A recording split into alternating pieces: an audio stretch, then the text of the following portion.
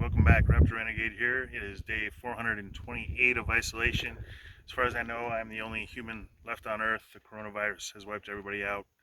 No, but seriously, hope you guys are all staying safe and healthy out there and your families are doing great. I just wanted to do another video today.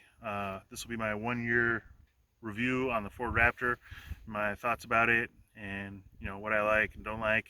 Also, a lot of the other videos I've seen online, they don't go too in depth as to the features and options you can get, so we're going to do a deep dive into that. Hopefully give you a little better idea of what you're getting into if you're looking at buying the Raptor, or even if you already have a Raptor, you might learn a couple things. So stay tuned, stick around, and let's get to it. So a little background first before we get started. Basically where I'm coming from, when I first got into off-roading, I started with a 2007 Toyota FJ Cruiser. Loved it, totally awesome vehicle. Went anywhere, did anything, totally capable off-road. Had all kinds of features, never got stuck, never had any issues. But 2019 came along, it was getting a little long in the tooth. I was craving some of those new features they came out with and technology, all that kind of stuff. So I started looking for a new vehicle. Started off initially with a Toyota 4Runner. Did a couple test drives with those. I love Toyotas, had them forever, but some of the things I didn't like about it, the navigation screen was tiny, 6 inches, didn't have any of the features, any of the technology I wanted, didn't have a sunroof. Basically, they had two packages. You could either have an awesome off-road machine, or you could have all the luxury and convenience features. They didn't have anything that kind of, combined both those worlds. So after we ruled out the 4Runner, then I started looking at the Rebel. It was kind of cool. Didn't quite have all the features I wanted. Looked at the Colorados.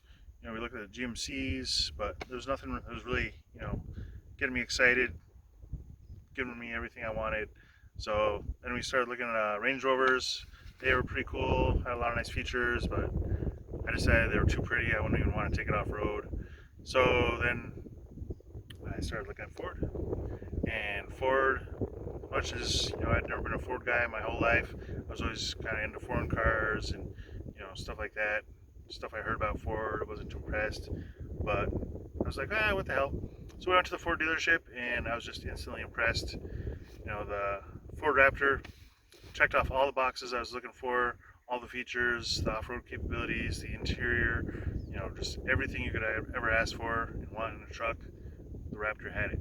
So took a test drive, even more impressed, fell more in love with it, and that was it. That was the end of the story. Wound up buying it. I was able to get it for sticker, so that's pretty awesome. You might have to do a little searching if you're looking into buying one, but if you look, they are out there. You can get them for sticker. But that's about it. So let's get down into the nitty-gritty and start talking about the exterior features. Then the next video will be about the interior and all those features and my thoughts on that, and the driving modes. We'll lump that in there, but I just didn't want to do one video and have it take forever, so that's the plan. Let's get started. So coming around here to the front, you got the front camera here. As if you watch my other video, you also know it does have a washer in there, so when you're going off-road and you're looking through the camera at the trail ahead of you, what's coming up, and it gets dirty, muddy, whatever the case, you do have a washer to wash that out for you. We also have two tow hooks down here. Comes standard with skid plates underneath. And up here, the windshield wipers are rain sensing, so you can just set that on auto and they will automatically take care of everything. And coming around here, you can see these several lights here. These are amber safety lights. One thing I didn't know before I bought the Raptor, that's actually a mandatory legal requirement for certain vehicles that are over a certain width. You have to have those, like you always see on semis. Raptor has them also because it meets that width requirement. So you have to have them. That brings me to one thing, one of the few drawbacks that I do have with the vehicle. If you're going off-road, a lot of those trails, whether you're going through the forest, any trail in the woods, wherever you're going, so a lot of them are somewhat narrow. They're made for stuff like Jeeps, skinnier vehicles, stuff like that. So you might have difficulties with that. You will have difficulties with that, I should say. With the Raptor going through those trails, you're going to get a lot more pinstriping down the sides if you go down those trails. So that's what it is. Try to find wider trails. That's all I can say. Where the rubber meets the road, you got the BF Goodrich all-terrain KO2s, 34 inches of gnarly badness, and overall a very awesome tire. Sidewalls could be a little more beefy, but overall, very impressive tire. The tread is very good and has an awesome compromise for off-road and highway. You're not going to go deaf like some mud tires are on the highway. So very impressed with that. And then you have the cast aluminum 17-inch rims. Not much to say about that. Most of them you will see come with the nitrogen, so that's up to you. Some people like it, some people don't, but it's up to you, of course. Here we are over on the driver's side. We'll start with the mirrors. I know you might be thinking, hey, it's a mirror, what the hell, that's not very exciting. But believe it or not, these mirrors actually have a lot of technology built into them. So first off, starting with the underside, you see there's a LED light under here that shines down on the ground there in case you lose something, drop your change, whatever the case may be. You got a nice bright light there.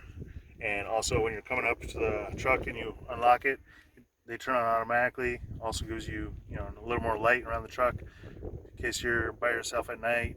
It's just nice having that extra sense of security that the light gives you. Also, as you can see, you have another camera there.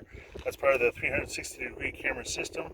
Gives you a bird's eye view of your truck and everything around you. So very awesome. Love having that. And on the side here, you got the LED floodlight. Shines out to the side and forward a little bit. So really handy feature if you're going down a trail at night. Can't see, off to the sides at all. Now you can see if there's sticks, branches, animals, chupacabras, whatever the case may be, coming out to the side. So very awesome feature. And coming down here, you have the running boards, cast aluminum, very tough. Makes it easier getting in and out of the truck. One thing I totally love about them is, as you can see, they stick out farther than the door. So if you are in a parking lot, wide truck, doors, not a good thing. People open the door not paying attention like an idiot. They open the door into yours. Not in this case. If they open their door too far, it's going to hit their running rails, not your door. So pretty awesome. One feature I love about it. Gas tank, not too exception. I'll just point out for the hell of it. There's no cap. It's easy fuel. You just stick the nozzle in there, good to go. It has a 36-gallon tank, so pretty awesome, pretty beefy. You can usually get about 475 miles per tank or so, depending how you drive. Obviously, if you're pushing it harder, you're going to get less. But usually, in general, I use the premium fuel and I average about 15 miles a gallon if I'm lucky. So another thing I wanted to go over is the remote. You have several features on there. You got obviously unlock, lock, and this is the remote start button. Very awesome, handy feature if you live somewhere it's cold or hot. You have the AC or the heat on, ready to go as soon as you get in the truck. And this one I still have issues down then. I think that's a little thing of exhaust coming out the back. So I think it's the start switch, but it is not. It is the tailgate switch. So you might do that too, I don't know. Then you have your panic button, of course. And also kind of linked, keyless entry. You have the keypad here. So if you want to lock, unlock the vehicle, you don't have your keys on you, whatever the case may be, you can use the pin pad here. So if you want to start it up, you just hit lock and then hit the remote start twice. Boom, there you go. And the tailgate we were talking about also, hit that twice and that'll open. Tailgate automatically opens. And it's a thing of beauty also. So as we said, we were on the tailgate here. The truck is off again. And one of my favorite features here in the tailgate, boom, fold down step. So pretty awesome feature. It makes it a little easier to get in there when you're creeping up in your years like I am. However, I do still refuse to be a complete geezer, because once you get to ultimate geezer stage, now you have a handrail to get up into the bed. But I refuse to do that because I'm not that old yet. So once you're done, you want to put it away. Simply reverse the process, push down there. You have a button right under here, push in on that, then you can slide that in, and it slides back like that. Lift up, push in, boom, good to go. Other features in the bed, you have the Ford system here. They have a whole bunch of accessories you can add on. Ramps for the tailgate, hooks, all kinds of different things you can use to make your life easier. And right here on the left side, you also have the bed light. You have LED lights facing this from each side, and then also up top there. So awesome feature when it's late at night, you're moving, doing whatever, you can still see in the back of your bed. So here we are at the under back side of the truck. Got a full-size spare, pretty awesome. Same exact tire.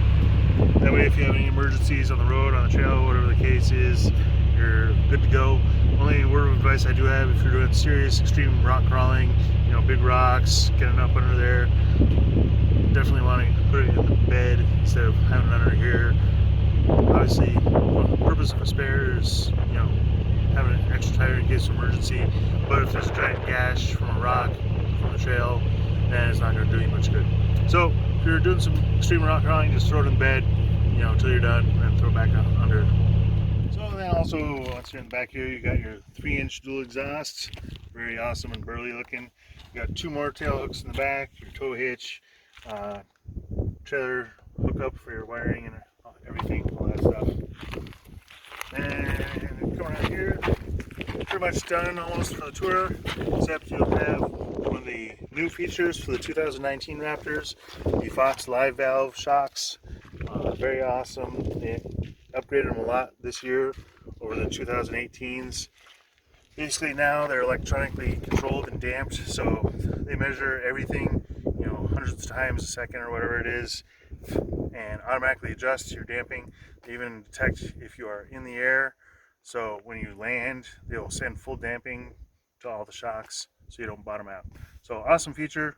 Another way they thought of everything on this truck. I'm gonna wrap it up for this time. Thanks for watching again. Hit like if you so choose, and subscribe if you want to see more stuff like this.